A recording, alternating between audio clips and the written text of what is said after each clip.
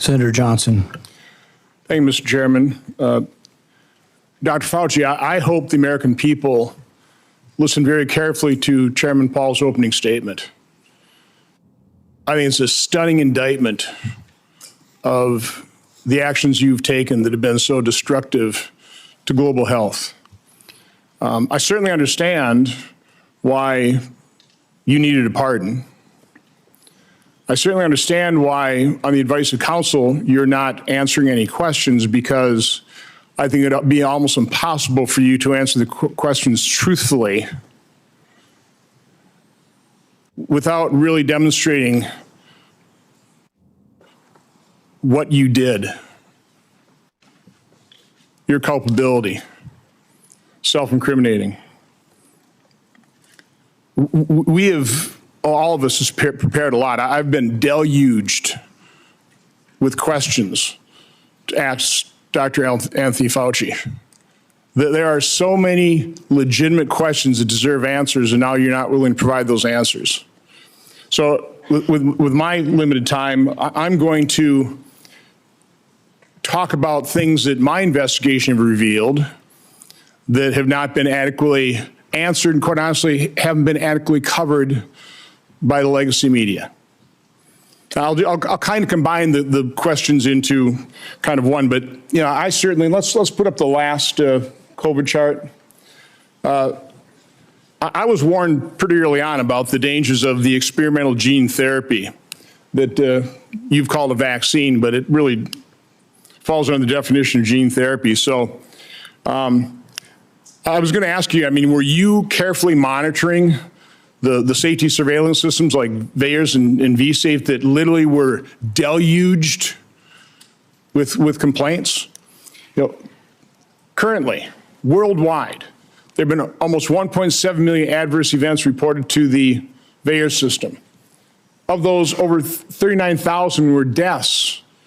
And of those deaths, 24% occur on the day of vaccination within 1 or 2 days. 24%, which, by the way, just happens to be the same percentage that a Rasmussen poll pointed out the American public believe 24% of the American public believe they know somebody who died of the experimental gene therapy. So again, I was certainly interested in asking you whether or not you were following this as carefully as I was. It was not my responsibility to follow safety surveillance systems, but I did.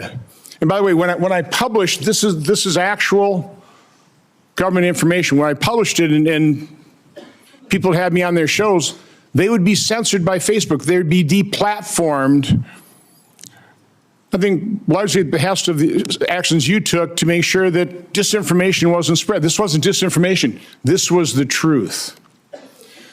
So I was going to ask you whether you knew Dr. Marks. I think you do know him. He's the head of CBER. He's the man who is in charge of approving vaccines and surveilling for the safety. My investigation shows that on March 1st of 2021, less than 3 months after the emergency use authorizations, he was warned by Dr. Anna Scharsman, data mining expert, that the algorithm they were using to analyze VAERS data was going to hide in mass safety signals. 26 days later, and 3 months consecutively after that, they did data runs with a new algorithm that unmasked those safety signals. They showed dozens of safety signals, including sudden cardiac death, cerebral artery occlusion, basal ganglia stroke, agonal rhythm, Bell's palsy, and pulmonary infarction. Your diaries now show that you actually suffered pulmonary infarction in, I think, probably June 2021. I was just wondering whether it ever went through your mind that maybe that injection, all those boosters you took, might have caused that. And the question I was going to, and I'll ask this question, were you ever made aware of the fact that Peter Marks was warned that the algorithm was going to hide the safety signals? And were you told that senior FDA officials were given shown dozens of safety signals associated with the COVID injection? On the advice of counsel, I respectfully decline to answer based upon my rights under the Fifth Amendment to the Constitution. Next area I want to go through is in that same month of March 2021, an employee at NIH, Dr. Nath, led a team of researchers who were diagnosing and treating individuals who'd never had COVID, but were severely injured by the genetic therapy injections. Dr. Nath told those individuals, stay quiet. We want to make sure that we gather all the information and then release it to doctors so they can treat people like yourself. There was a concerted effort, and I'll enter this in the record. It appears inside NIH to quash Dr. Nath's publishing that study. It finally was put on a preprint server with telling no one, and I think about May of 2022. I think what's noteworthy about this is Dr. Nath told the injured participants that early treatment, early intervention was crucial for them to be treated. And yet within the NIH, they were questioning what was Dr. Nath doing. They didn't want to publish that because, and I want to take time searching for it, because publishing it would create vaccine hesitancy, which is what we continue to hear time and time again, is the reason they didn't promote they lied about the safety signals they were seeing. Throughout the pandemic, I always push early treatment.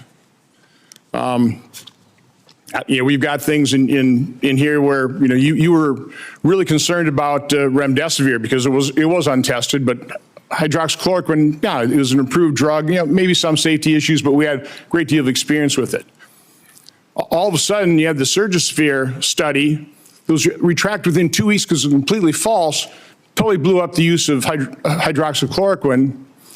And then when it comes to ivermectin, which, by the way, because I was contacted by so many people, I referred them to doctors who actually had the courage and compassion to treat vaccine-injured individuals. It works. But I was going to ask you whether you were involved in the FDA attack on ivermectin. You had a interview on CNN on August 29th of 2021, where, again, I just don't want to take time to find the exact quote, but you said there's no evidence that ivermectin is helpful. On that exact same day, and I've got the studies right here. There was a website that was tracking the random controlled studies. Here they are, showing 60, 70% efficacy of ivermectin. The same day you say there's no evidence, there was all kinds of evidence. Loved ones had to go to hospitals, had to sue hospitals. Just, would you try it? So I would want to know, to what extent were you involved in sabotaging hydroxychloroquine, ivermectin, and did you do that because you knew the only way you get an emergency use authorization for these drugs, these experimental gene therapy, was if there was no effective treatment, you couldn't get the emergency use authorization. So is that why you helped sabotage these cheap generic drugs in favor of remdesivir, which, by the way, are you aware of the fact that nurses called it run, death is near?